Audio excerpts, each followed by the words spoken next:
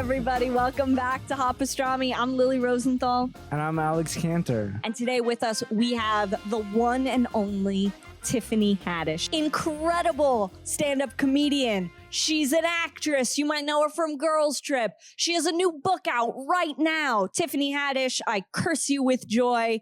This woman is incredible. She's done it all. So many movies and TV shows, and she's just like one of the funniest people I know. And she's your new neighbor, right? Not even new. She lives in my neighborhood. It's so awesome. There you go. We're doing Shabbat together. She's Jewish. Love it. She loves pickles. All right, everybody. Tiffany Haddish. Thank you so much for coming. Thank you for having me. We're so happy. Yes. Yeah. How do you guys know each other? Because I know that Alex set this up. We met through, one of my representatives suggested I meet this guy because he had some cool businesses going. And I said, I'm down to meet businessmen. I love meeting businessmen. And then he's like, I'm engaged. I was like, ugh. But let's talk business stuff. Oh, thank you. It's such a pleasure to have you on the show today. Welcome, everyone. Tiffany Haddish. Yay. The crowd goes wild. Yeah. I'm so excited to meet you, but my dad told me that we've actually already met when I was a very tiny child. Mm-hmm. My dad had a show, Everybody Loves Raymond. Yes. And you came and did one of the Christmas parties. Yes. And danced with me and my brother and all the kids. Yes. And it was so much fun. We were on the line. It was so good. Girl, you look good. Thank you grew up good. Thank you. You grew up good. You was not this developed. They grew up so quickly. That was a long time ago. That was like over 15 I was years like ago. 3. Yeah. Yeah. I used to be Lily's camp counselor back in the day. That's how we know each other. Wow. Isn't that crazy? Isn't that At our ridiculous? Jewish sleepaway, Jewish day camp called Camp Simcha. Camp Happy. It was so fun. Alex was my cool counselor. But I was like, oh my God, Alex Canter. Hi. And now all grown up. And he was like, come do this podcast with me. So now we're here. Cool. Tiffany, very nice. We share the same rabbi. What? Oh, Rabbi Yoshi. Rabbi Yoshi married me. He did. That's He did your crazy. wedding. Oh, that's Isn't so that dope. crazy? He didn't actually marry you because he already has a wife. Yeah. But he officiated your ceremony. wedding. There you go. He officially. I love that. You That's didn't so You got to marry be me. specific Sorry. these days because people will twist your words. It's true. What? So he's a cool rabbi. He's rabbi. He's a very cool rabbi. He is one of the coolest rabbis. Really? Yes, very down to earth. Very I love that. like modern. You can ask him anything Mhm. and he's going to answer it. And if he doesn't know the answer, he's going to find the answer for you. That's what I love good that. rabbis are supposed to do, though, right? I Yeah, know. some rabbis don't do that. They're like, why would you ask such an inappropriate question? But I feel like that's such a part of Judaism is, to question everything. And I feel like a great rabbi takes your questions, answers them, makes you think about it. And I think having someone who's modern and young and can have those kind of conversations, it's so important for people to really want to keep holding on to their Judaism, you know? It's true. And he can sing good. Really? He's got a lot of personality. Oh, He knows how to put Yoshi. together a show. He's a cool guy. I love and he can that. cook too. Really? I go over his house often for a Shabbat dinner. Oh, I love. And What's it your is- favorite on a Shabbat tablescape? What are you going for first? I'm going for the challah first. Of course. I'm going for the challah Duh. first.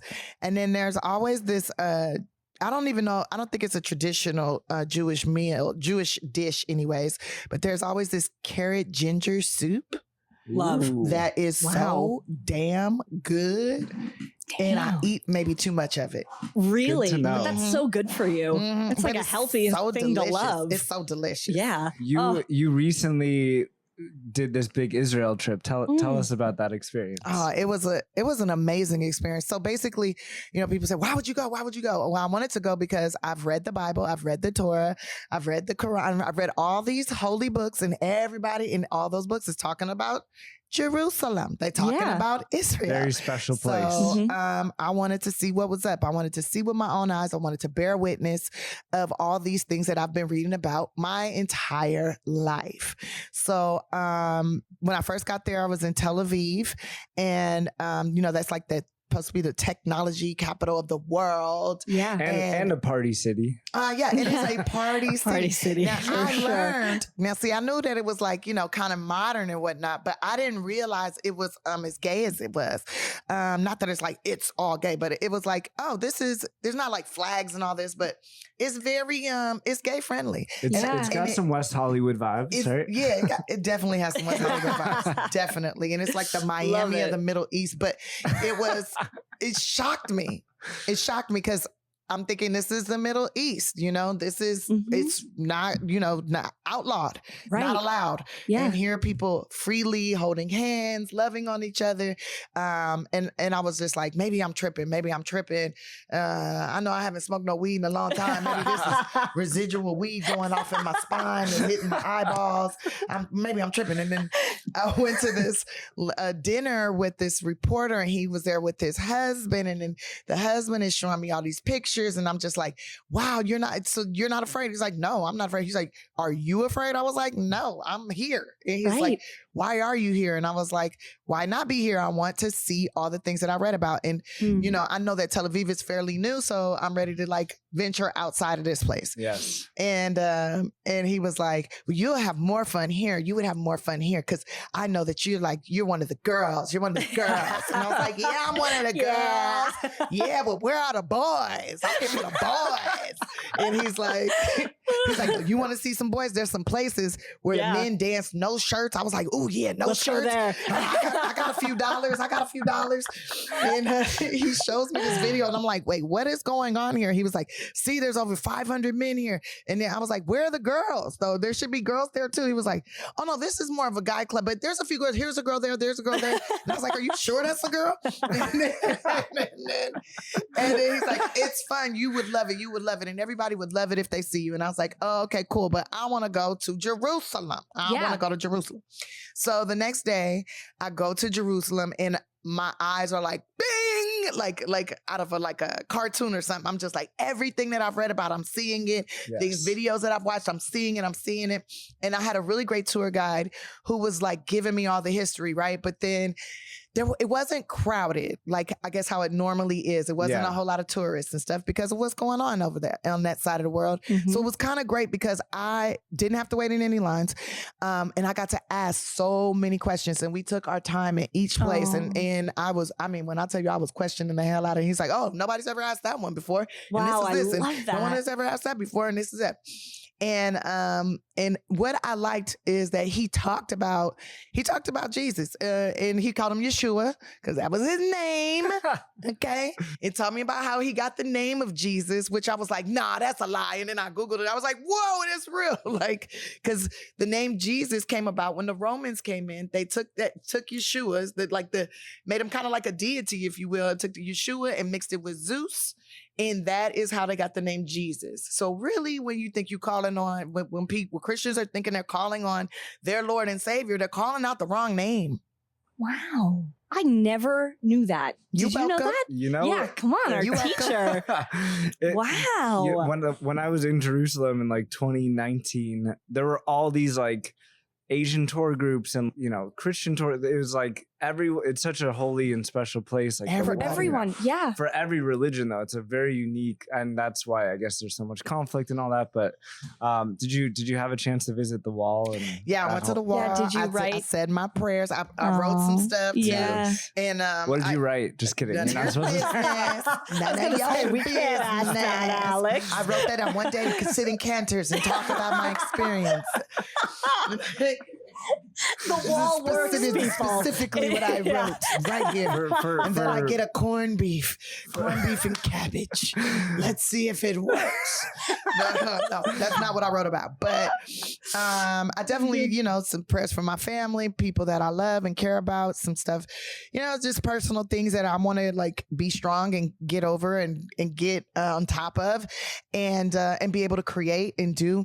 And then I learned about how the rabbis come on certain holidays, collect all the prayers out of the walls, and then they take them to a place, pray over them, and bury them. And I was like, that is something else. Look at them composting. Composting the prayers. I bet wherever they bury it is very fertile. because it's a lot of word right there. It's a lot of hope in there. So true.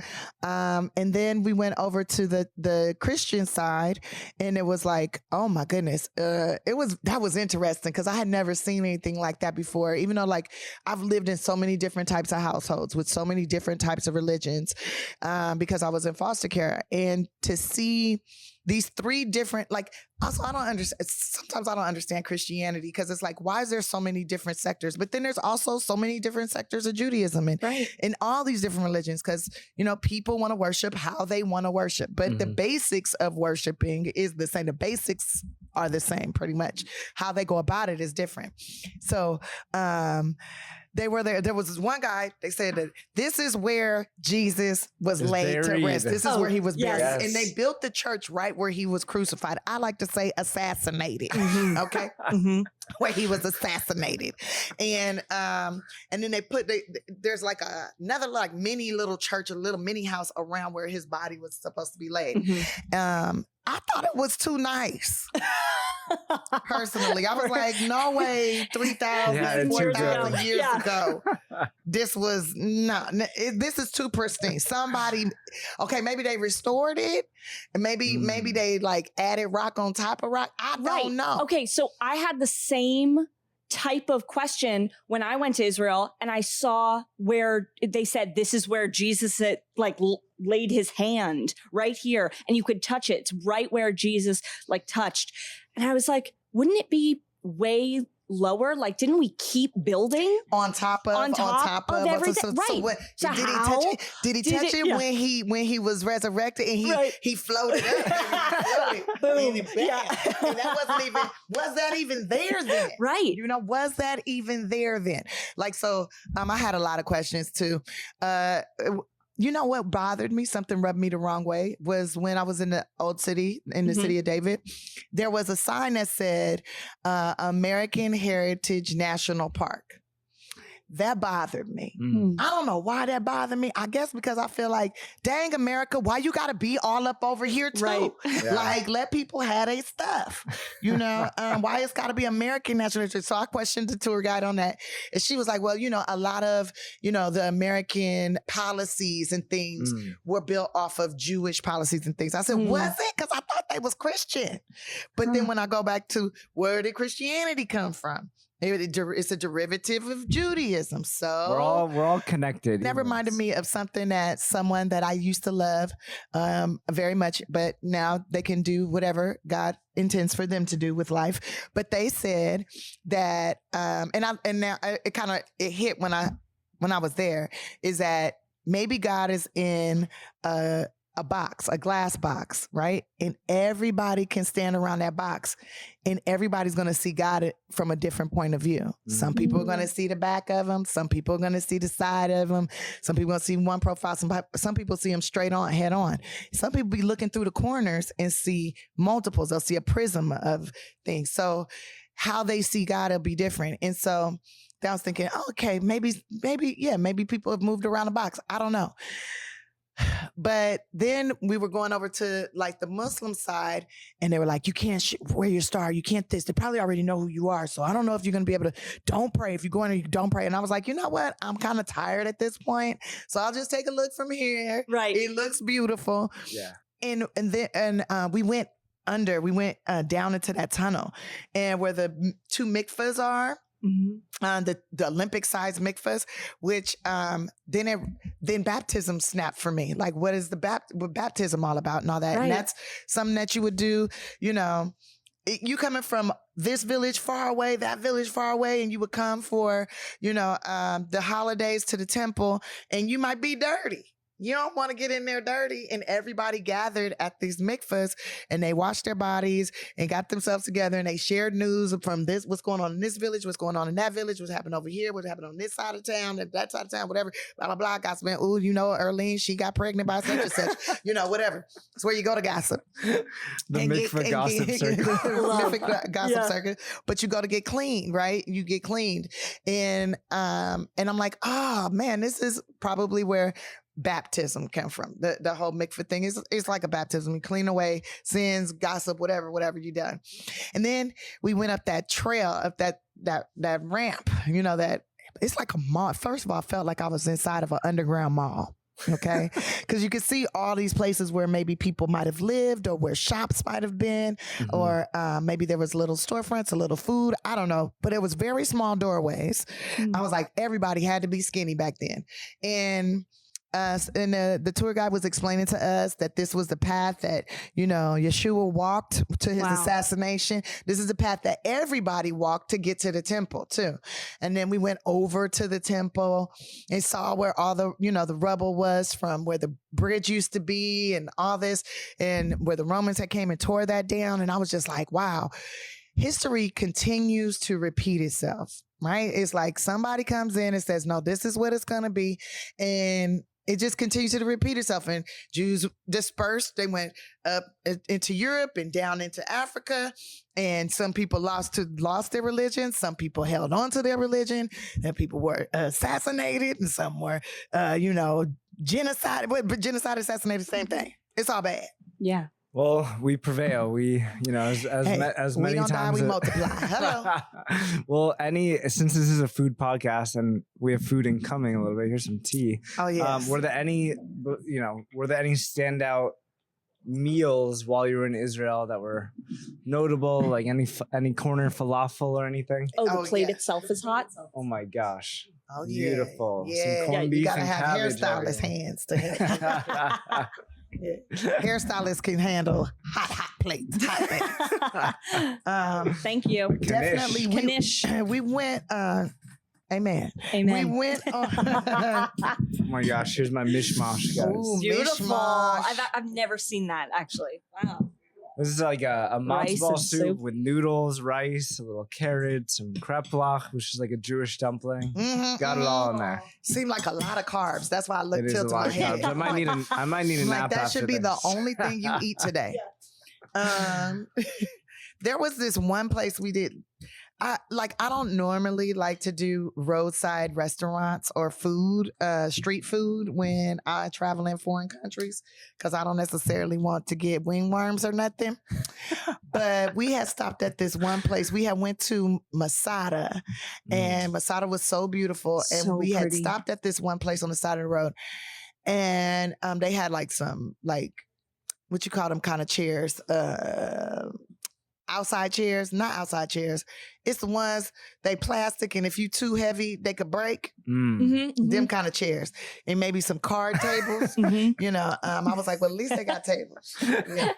And we had some falafels, and we had some fried chicken. That was the only thing that was fried, but it didn't seem fried. It seemed Was it like schnitzel? It seemed like shake and bake. Mm-hmm. I would call it shake and bake. Mhm. It probably is schnitzel. Yeah. But I would call it shake and bake. Yeah. And it was delicious. And there was some lamb. I did not eat the lamb. I only eat lamb in Africa because that's just how I roll. Mhm. Also, we'll get into that. Yeah. But I only eat lamb in Africa. I want to make sure it's lamb.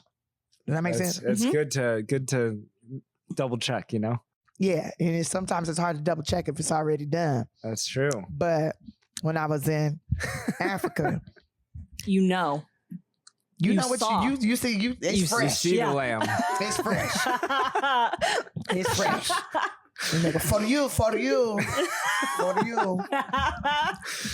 Well, Like, Tiffany, that's nice. you grew up in South Central LA, not too far from here. Are there any places from your childhood, like any spots you would frequent regularly, or anything that you remember stand out from that experience? Well, we wasn't the richest family. From my childhood, we used to go to McDonald's a lot. We used to go to McDonald's all the time. This is before McDonald's was French fries lasted 4 days. Right.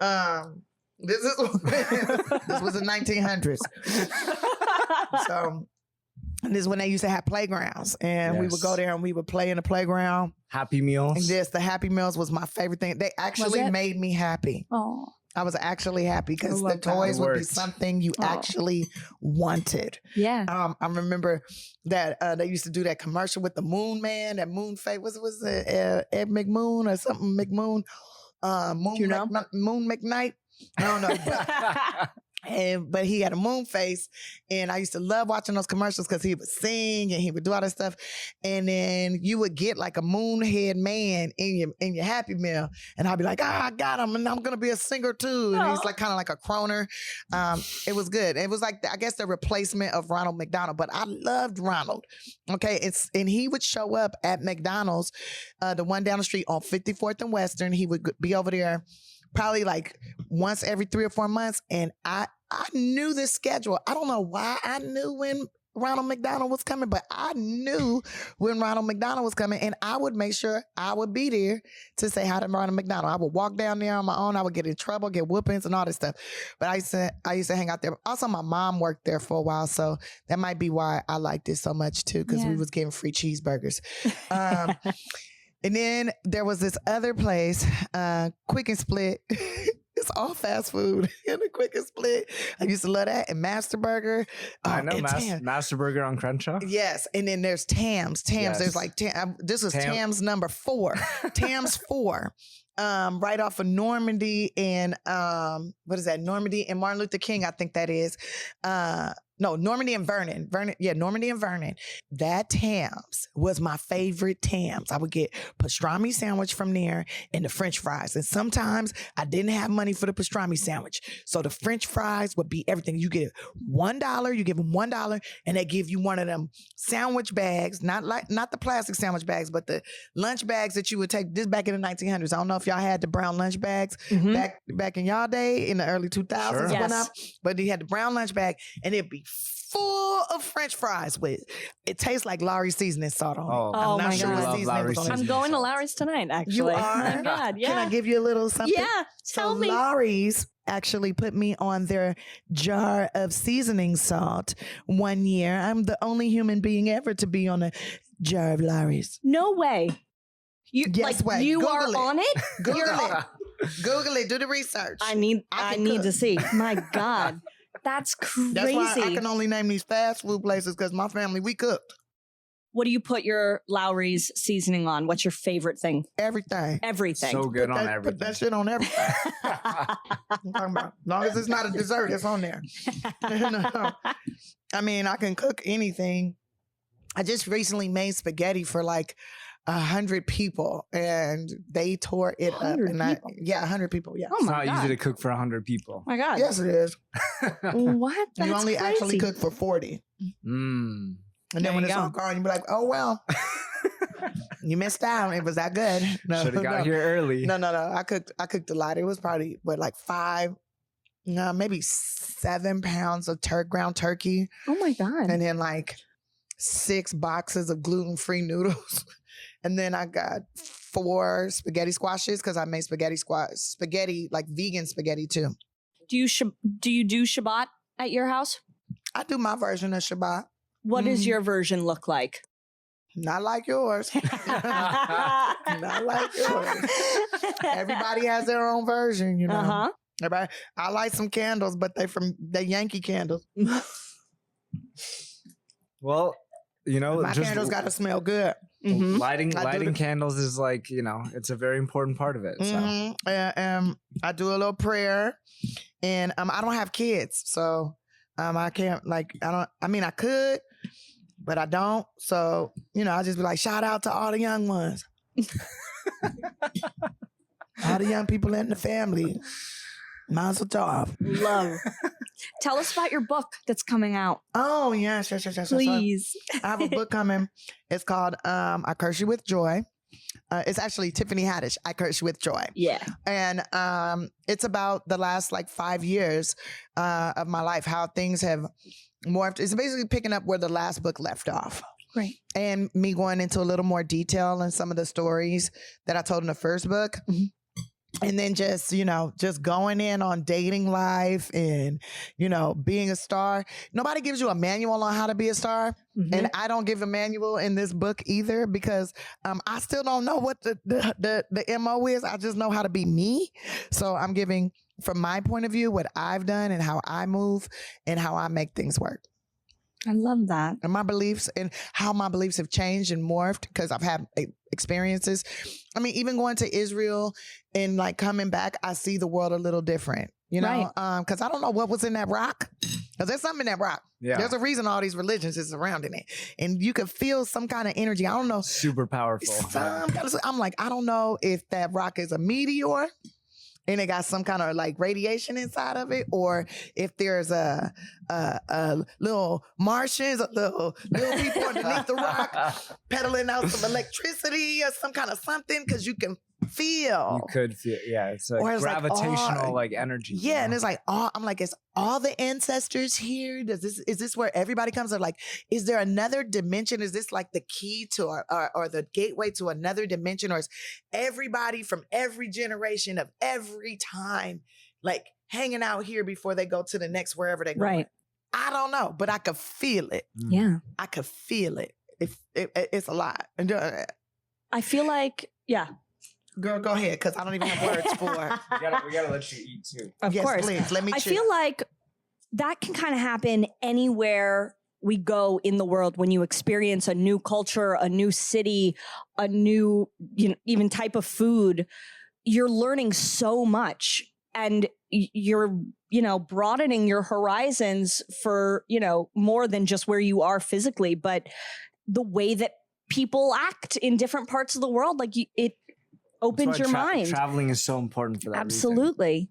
All right, everyone. I want to take a quick moment to thank one of our sponsors here for this episode, which is Inkind, one of my favorite apps for dining out. Get rewarded every time you dine out with the Inkind app. Inkind offers foodies a seamless way to pay your check and earn 15% cash back that you can spend on your next meal at any restaurant available on Inkind. I've used this app to get dining credits and save money at some of the best restaurants like Mother Wolf, some really, really great spots on there. Actually, every week I go in and it blows my mind that there's always these great new restaurants that are available on here. You should always check this app before you go out to eat because you might save some money. There are over 1,600 restaurants, cafes, and bars to explore on Inkind, with hundreds of new locations added every month. The best part, it's completely free to download the Inkind app and create an account. And we have a special offer for our listeners. Get $15 off your first meal with Inkind and try it for yourself. Go to inkind.vip/hotpastrami to claim your offer for $15 off your first meal when you dine and pay with the Inkind app.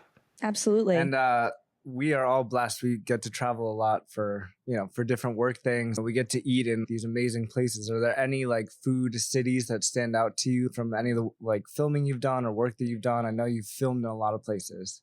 Food cities. Well, New Orleans. Oh my God, the best.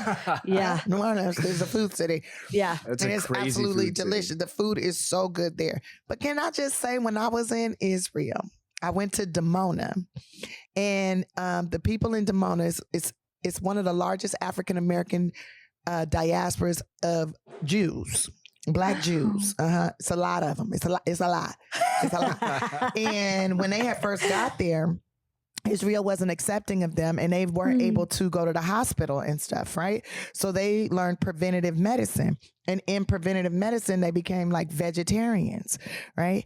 So they took me to their cafeteria, if you will, or their commissary. I don't know what you would. Their dining hall. Yeah.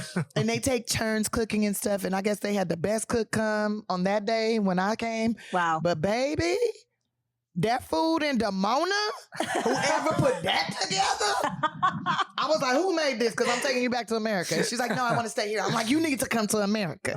God. Give me the recipes. Because the food was so good. And I was like, you sure this ain't meat? You sure you didn't put no essence of turkey in this? Essence of some chicken or beef? It was so delicious. Wow. So good. I still dream about that. The mac and cheese. You made this mac and cheese. I'm like, what kind of cheese? What kind of cheese did you put with these noodles? How did you need break it down? I need to understand. Can I get a to-go plate? What is in it? It was so good. Everything was so good. And I can't wait to go back. Wow. I can't wait to go back. I'm definitely going to be making them teach me how to cook some of that stuff. Did you know? See, they stick to a lot of traditional Jewish practices too. So when a woman is on her cycle, she can't cook. Really? Yeah, so when you're on your cycle, you can't cook. Your turn, you get can't really cook you don't get to anytime, cook anything. I was like, now see why they're not promoting that across the world. See, they're not promoting that. They said, well, yeah, because when you're bleeding, you're losing life energy and you need to be resting. You shouldn't be lifting anything heavy. Really, you don't do no work. You 4 to 5 days, no work. I said 4 to 5 days. Shit, my ass be 7 to 10. I'm over here with endometriosis. They said, well, you really need this diet. I said, you know what? Send me the recipe. Give me the recipe. And I'm going to start doing this. When I can't cook for y'all. I can't do nothing for you. I'm on my cycle. I'm mourning. We didn't get fertilized this month. I can't do nothing for you. I have to rest. I'm bleeding to death. Well, sorry, I know we're eating, but I had to share that. I thought that was so beautiful. I thought that was so beautiful. I was like, see, this is what I'm talking about, Judaism. This is what I'm talking about. Got it. We know. Well, I don't know if I'm sure you remember this because it was an epic dinner, but we actually ate at that booth over there a few years ago. We had like a whole tasting of soup, and I learned on that day that you're a big soup fan. Can you tell us a little bit about what are some standout soups for you? And I know about the carrot ginger one. Yeah, from Shabbat. Carrot ginger soup is very good for me. I really love I love a good lentil bean soup. And those are one of my favorites. I love typical chicken noodle soup and matzo ball soup. Classics. I'm a classic girl, but I personally make this garlic soup. Ooh, with parsnips and different vegetables and everything. That is delicious. How much garlic are you putting in there? I put a lot. Yeah. It's a lot. I would say about 30 cloves. Love. Whenever a recipe calls for like 2 cloves of garlic, you always need more. Because it's garlic soup. So the base is going to be garlic. Let me tell you something. I make that during the winter. Nobody gets sick. Whoever eats it, they be like, I am healthy forever. Yes. Until it work out their system, probably about 2 weeks. Because I put enough in there so it's in your bloodstream. I love that. I put some parsnips in there, some turnip, do a little turnip. You got bell peppers, onions. We got your celery. Got to have a celery. Got to have a celery. And I might do little red potatoes or just regular potato, depending on what I have access to. Because it's all about access to what is available to you. For sure. But yeah, I love making soups. Yeah. Love that. And I know, we're neighbors. We both live in Crenshaw Manor, which is this amazing little neighborhood near. You ghetto now. Just so you know, you stick it to your Jewish roots. That's true. It used to be like a Jewish area over there too. Like in the 40s and 50s. But I know. I'm bringing it back. I'm back in Crenshaw. There you go. I Me know and you together. Yeah. Just like it was built. Yes, me and you together. But I know there's one spot in particular that I know you love the soup from, and that's Mel's. Tell us about Mel's. Baby. Mel's Fish Shack. I'm so upset with them because they stopped making the crab soup. No. The crab soup is my favorite soup. Oh, no. That they make. They make it with coconut milk and then the crabs and then there's all this good stuff in there. And they stopped making it. It was so good. I'm so sad to hear this. Oh, you had some? Yes, of course. I live right there. Every Monday. I actually went over there yesterday just to double check because they had sent me a little message because I called every week looking for it. That's so messed up. And the owner, she said, she's like, Tiffany, we don't do it no more. It's just too expensive to do. I said, well, okay, what if I finance? Yeah, the soup. If I finance Monday soups, okay, let me finance it. I'll buy all the supplies. You just make it for me. You can sell it for the whole community. Just give me back 5%. Just let me get 5% of whatever the profit. I like this business deal. And she said, Tiffany, you're so silly. I appreciate that, but no. I said, I'm dead serious. Do I need to have my representatives call you? I will finance the soup on Mondays. Shoot, we need to probably do it every day. Yeah. It might be an additional income for me. I don't know. But she was saying it's too expensive. Generally, restaurants are not the best business propositions. I know.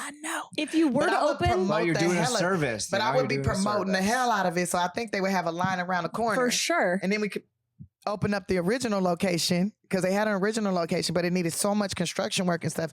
And I was telling her, I'm willing to finance the putting that back together because it was her dad's place. Mel was a former football player that went into, the fish market business. Wow. And it was so cool. I remember being a little kid in there playing Pac-Man on at the tables. It was table Pac-Man. You would play that while you wait for your fish to be fried. And then we would tear that up. And I miss those days. Gosh, I wish it was 1987 again. What are some of your other favorite spots in the neighborhood that you've been frequenting? So I love Harold and Bell's. Oh I my frequent gosh, there. so I go good. there like every 2 months. Where else do I go often? Have you been to the new Dulons? They just reopened. No. Not a fan? No, not for you. I mean, I probably go there once a year. Okay. Yeah. Yeah. What about I'm not a fan of the line. What about Maryland's? Are you Maryland's Maryland's? fan? I used to go there a lot when I was younger. Not no more because it's different now. It don't taste the same. I don't think Maryland's been cooking. I don't think she been in the kitchen. I think she hit the breakfast spot that's over in Inglewood. I think she opened a breakfast spot up in Inglewood. There's a new truck that parks on Crenshaw. It's called Not Yo Tacos. Have you tried I've been there. I've been there a few times. Crazy. That be bussin'. Yeah. Yeah, I'm gonna have Wow. to use that new word, bussin'. It be bussin' over there at the Nacho Tacos. That's pretty good. Pretty good. Enchilada Parmesan tacos is what they're known for. That's pretty good. It's pretty good. Where else do I like to go?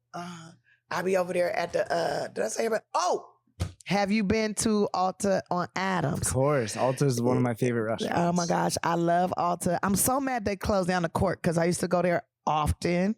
But Alta on Adams is great replacement. It's like our version of 5-star restaurant, I think.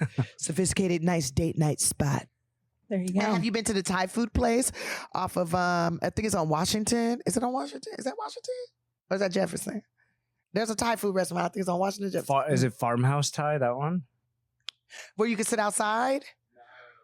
No. There's a place you can sit outside. We're getting a lot of new places opening in the neighborhood. I know. West Adams. Yeah, West Adams is popping. Have you been to Ms. Lala in West Adams?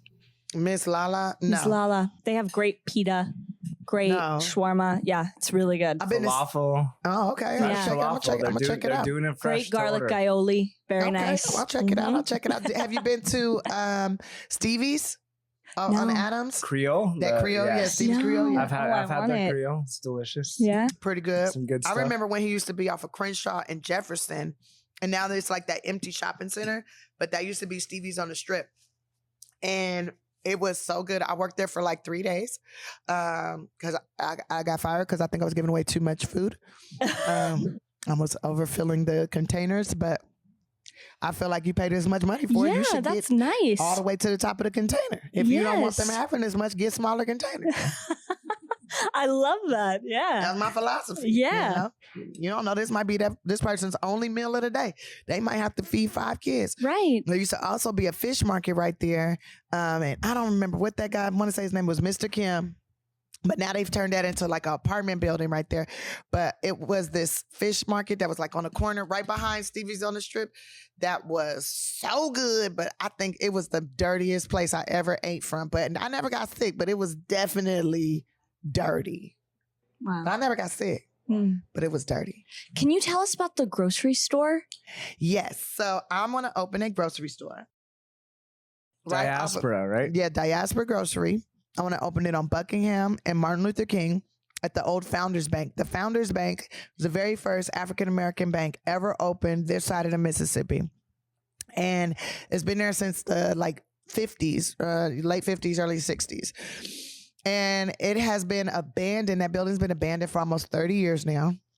They tore down that shop. There was a whole shopping center. It was like all these Black-owned businesses there. It was booming. It was really great. It was actually Black and Jewish businesses all through there. They had that Watterson College where people went for executive skills to become a secretary executive or an assistant. And yeah, all that got shut down and now it's just abandoned. And so I've been trying my best to go ahead and get this grocery store built. I want to turn it into a grocery store and now I want it to be a unique grocery store, not your typical grocery store. I wanted to have financial literacy classes there and cooking classes, because I'm a firm believer that once you understand how money works and how food works, you become a happier, more productive human being. And then I also wanted to be a lot of the vendors that, we use there. I want them to be Black. I want them to come from Black farmers, Black, vendors. And then if what we can't get from them, then we go outside of that. Just very much like my Jewish grocery store, just down the street. There you go.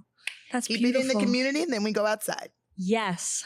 Oh, Well, I I'm love super that. excited for that. That's an awesome endeavor. Is that we saw you raising some money for that, and is that something you're actively, actively raising the money, but actively going back and forth with the city, because the city owns that land. Right. I won the RFP. They say that you can buy it, but I can't buy it. The developer has to, right? And then there's this other group that's attached to the land or to a portion of the land. That's not even a portion I want. I'm like, y'all can let that have grass on it, whatever. Let that be whatever. Let me do what I need to do on my little 2 acres so I can build it up and make it beautiful, because I'm tired of looking at this ugly building, which used to be one of the most beautiful buildings in our community.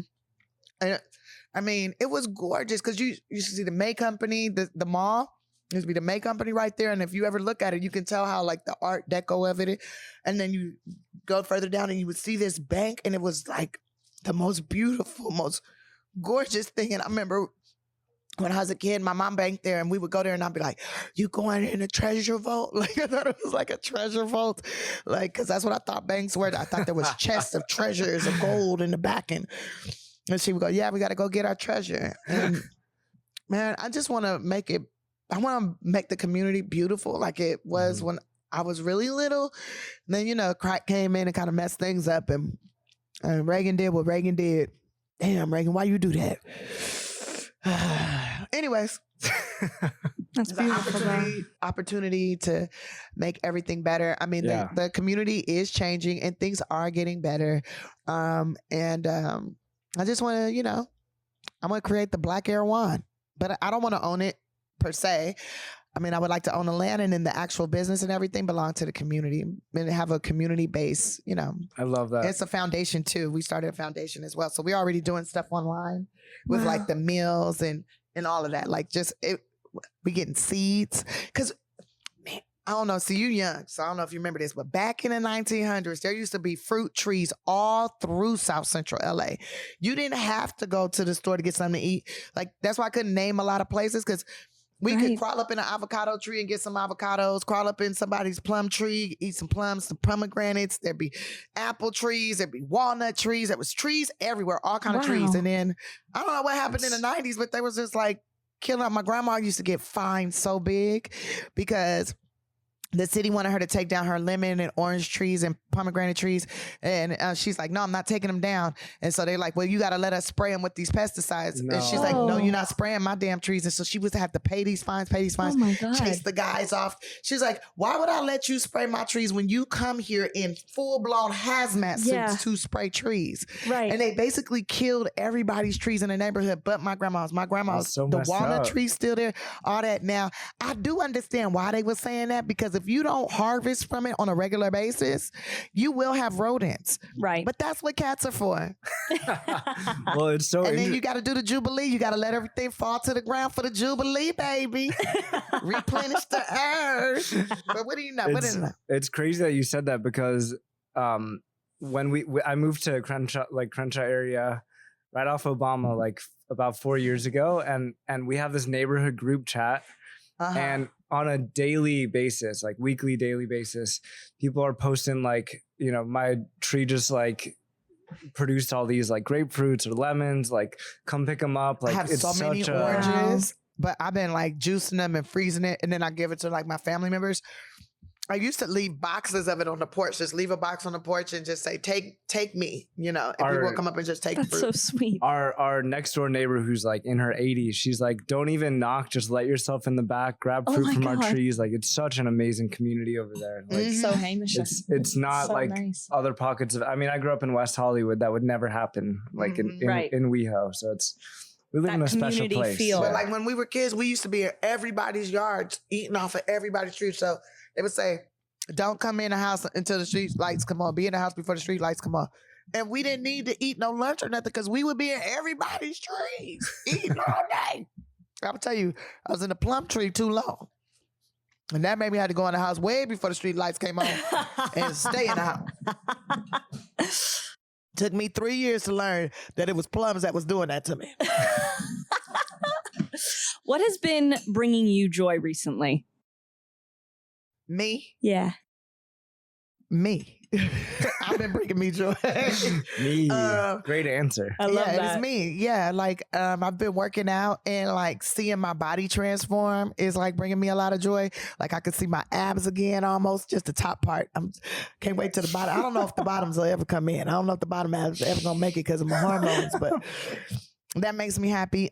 Challenging myself. I just recently performed at vibrato, and I got a whole band, and I was singing these songs and telling jokes in between each song. So it had this nice like 1900s, 1920s, 1940s vibe to it.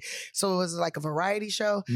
And it made me, so I haven't been nervous in years. Like, oh, what's going to happen? Oh, that type of nervous in years. And I was so nervous.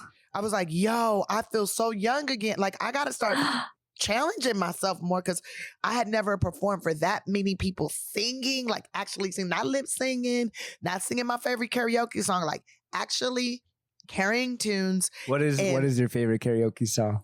Proud Mary, duh. Duh. You can sing that drunk or sober. Yeah. Proud Mary. But yeah, so I was like shaking in my boots, telling people, get out of here. Don't come in my room. Like, because I didn't want to give off my energy. I didn't want to be mean to nobody. And then boom, I hit the stage and like all of that falls away. All those nerves fall away. And I'm like into it, singing the music. And I could see people's face like they were lighting up, which made me light up even more. And the more happier they got, the more happier I got. And it was like this great synergy going. And then the inner kid, the little girl in me, Little T was in there like, we're doing it. We're living our dream. We're Jessica Rabbit. Oh my God. It was so much fun. And I'm like, I'm going to start doing this more often, challenging myself. Like every birthday I try to do something I've never done before, but I'm going to start like every month challenging myself to take a chance, feel those nerves and like really enjoy being on this planet. Because with the way the world is going, we don't know how much longer we have. Every day is a blessing. Every day is a gift. And every day we should be like challenging ourselves to be better, do greater, and live our dream. Oh, I love that. That's what I so think. much. That's beautiful. Well, with that, we will shift to the last segment of our show, which is some rapid fire questions. All right, I hope you're ready. Rapid fire answers. Then you might get a little cabbage with it too. Okay. I like it. Combined both of ours, but I'm just going to, go ahead. We'll make it work. All right. It's Saturday morning. You've had a little too much to drink the night before. It's been a while. Where are you going to breakfast? Where am I going to breakfast? My refrigerator. Yeah. What are you making? What are you making? And I'm going to get some eggs and I'm going to get some toast. I might make biscuits, actually. I'll probably make some biscuits. And I'm going to drink a lot of water. Eggs, toast, and a lot of water. Might put a little jelly on that toast. Oh, what kind of jelly? Know. Strawberry. Yeah. Nice. Classic. Or you know what? I'll probably put some honey on it from my bees. I have my own bees. What? Yeah. Don't tell the whole community because they might get mad. They might be like, these are Tiffany's bees. But I got the bees in the trap. Bees in the backyard, baby. Damn. I'll bring you some honey. Yeah, so you jar your own honey too? Oh my God. I'm going to be ready for Armageddon. I don't know about you, but I'm ready for the last day. Yeah. Oh my God. You have your bee bunker. Yeah, I got my bee bunkers. They're going to be my, I've been training them to sting people if they come behind a certain perimeter. I have not been doing that. All right. What restaurant are you making a reservation at for your birthday dinner? What's your favorite birthday meal? Probably Yamashiro's. Yamashiro. I'll go to Yamashiro's. Yeah, that's where I would go for my birthday. Great view of LA. And you mentioned that you like to do something new each birthday. Yeah. What was your last new thing that you did?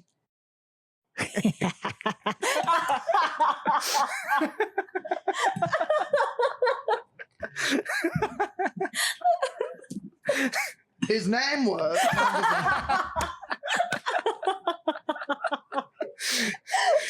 Boys count. Boys count. Boys count. Always. Anyways, All right, you go ahead. Well, he I got wasn't the a boy. next He was a grown ass man. Yes. He had some substantial amount of money. We might have took a bath together. I love taking baths. I did not wear my swimming suit.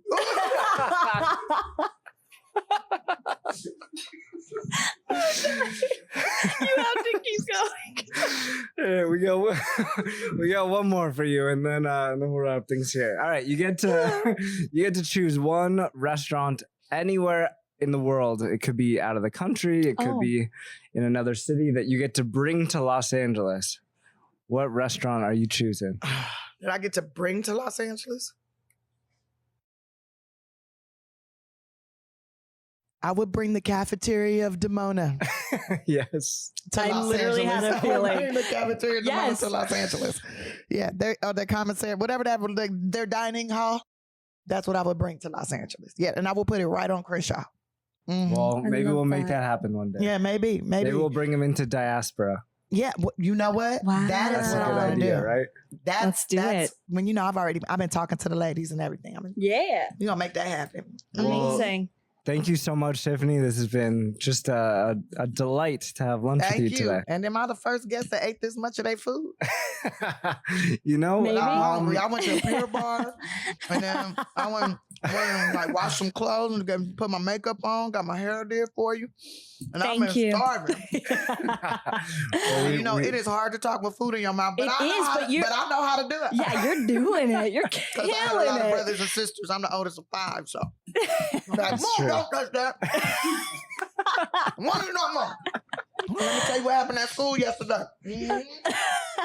Well, ladies and gentlemen, thank you so much, Tiffany Haddish. It's been a pleasure. Thank you. And we'll see you next time. See you Thank next time. you. Thank Hot you. Pastrami, everyone. Hot pastrami, but I'm eating corned beef and cabbage, and it's delicious too.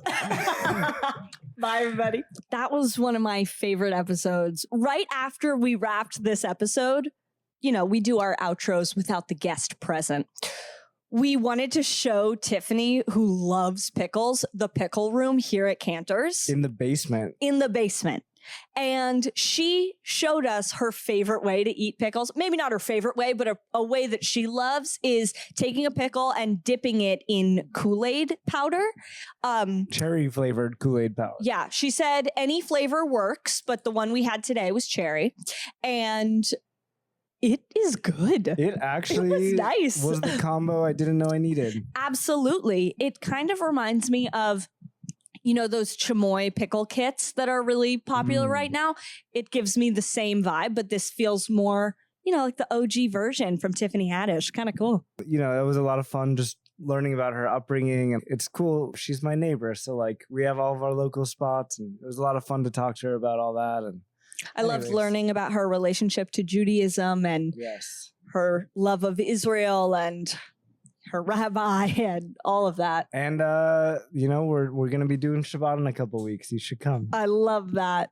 Anyways, you're listening to Hot Pastrami. I'm Alex. I'm Lily Rosenthal. And make sure to follow us at Hot Pastrami Pod. Like, share, give us 5 stars, do all the things. All the stuff, all the things, people. We love you. We'll see you next time. Bye.